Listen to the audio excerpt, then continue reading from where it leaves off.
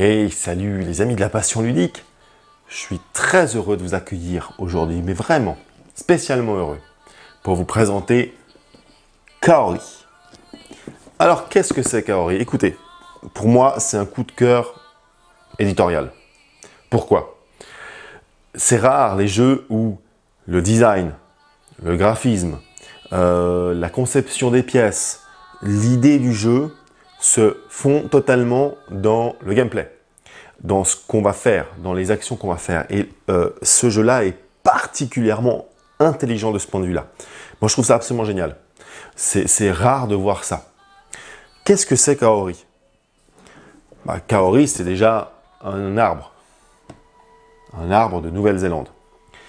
Le jeu présente la Nouvelle-Zélande et va nous présenter un morceau d'histoire. On va voir l'histoire de la Nouvelle-Zélande d'un certain point de vue. Quel point de vue? Eh bien, c'est le point de vue de l'arrivée des Anglais, les colons anglais, dans les années 1800, sur l'île, qui vont avec eux introduire un animal qui s'appelle le possum, l'opossum en français. Et cet opossum-là va se multiplier, envahir l'île et va conduire indirectement à la destruction de l'habitat naturel du kiwi, cette espèce de petit oiseau qui ne sait pas voler. Et c'est ça le jeu en fait. C'est la période 1800 à l'an 2000 et l'évolution de l'île avec ces possums qui vont partout, les kiwis qui essayent de résister, l'anglais représenté par le jeton rouge qui lui va exploiter l'île, notamment ses arbres, et la Maori, l'habitante de l'île, qui va essayer de freiner un peu tout ça et de vénérer les dieux. C'est donc un jeu dit asymétrique. Jusqu'à 4 joueurs. Le mieux, c'est de jouer à 4, mais on peut jouer aussi à moins. On peut jouer à 2. Et chacun va diriger un de ses clans. Donc, le possum, l'anglais, le kiwi ou la Maori. Et on va jouer de manière un peu différenciée. Alors, ça peut faire peur parce que souvent on se dit « Oh là là, donc c'est 4 règles à apprendre ». Non, le gameplay est relativement simple et en fait, finalement, on fait un peu les mêmes actions, mais différenciées thématiquement. Alors, évidemment, le kiwi, lui, dont j'ai les cartes ici, ça, je joue avec des cartes, et avec des placements d'ouvriers, ou des déplacements d'ouvriers en l'occurrence.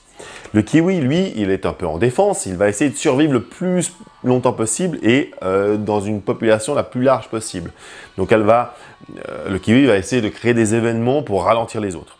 L'anglais, lui, c'est très intéressant parce qu'il a une espèce de jauge de morale ici qui va évoluer.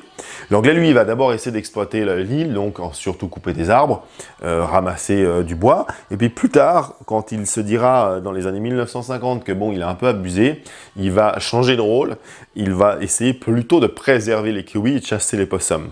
Le possum, lui, il va essayer de se répandre entièrement sur l'île et de la manière la plus éparse possible parce qu'il ne faut pas qu'ils se regroupent trop, ils seraient trop facilement chassables.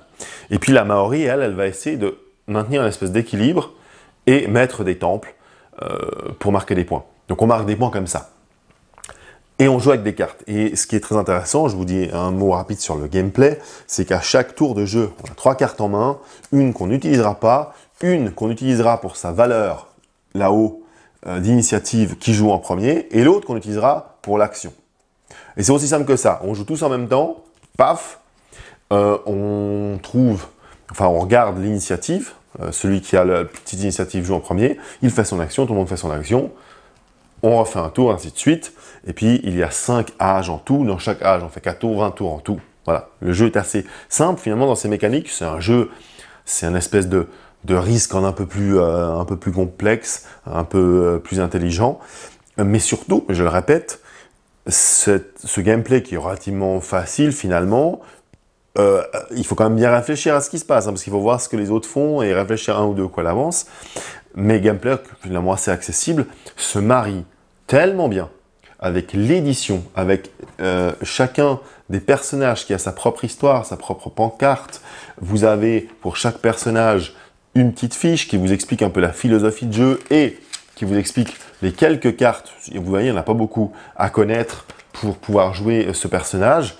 Et vous allez donc essayer de déjouer le plan des autres en essayant d'optimiser vos points. C'est super malin et c'est beau, c'est une belle édition, c'est une belle boîte. Waouh, franchement, si je suis dans le jeu de société, c'est pour découvrir des petites choses comme ça. Je trouve ça génialissime, Kaori. C'est pour moi voilà, la synthèse de ce que doit être un jeu de société à notre époque. Pas trop dur, facilement accessible, assez complexe quand même dans son déroulement, et puis surtout beau, quoi. On a du plaisir à ouvrir la boîte, à jouer avec ces éléments. Moi, je kiffe de fou. Vous me voyez rarement à ce point ravi, pourtant je vous présente toujours des jeux que j'adore, mais alors ça c'est vraiment pour moi hein, le top du jeu. Voilà, c'est Kaori, les amis, franchement, jouez-y, vous n'avez pas besoin d'être un grand professionnel, c'est pas un jeu expert, c'est vraiment le jeu parfait pour prendre son pied avec des amis ou en famille. Retrouvez-le sur aquaonjoue.ch bien évidemment, et je vous retrouve dans d'autres vidéos pour d'autres petites pépites, on l'espère. Allez, ciao ciao les amis.